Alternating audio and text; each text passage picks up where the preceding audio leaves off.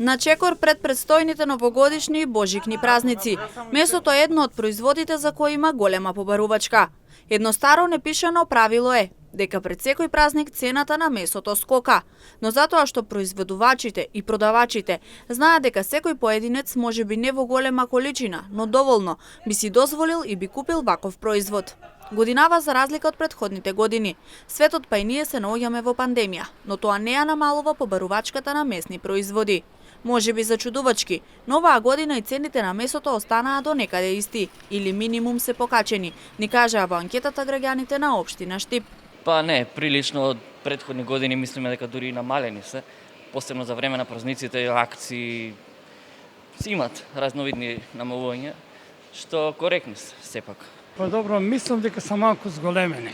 Купуват, нема проблема.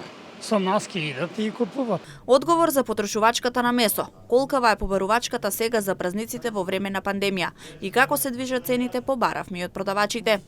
За сега е добро, мислам зголемена од претходните години.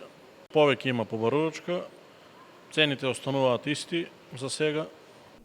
Во споредба со минатата година, каде што овој период пред новогодишните и божикни празници, цената на месото беше зголемена за 20 до 30%. Оваа година тоа не е случај. Затоа и можноста граѓаните да излезат и да си купат месни производи е многу поголема.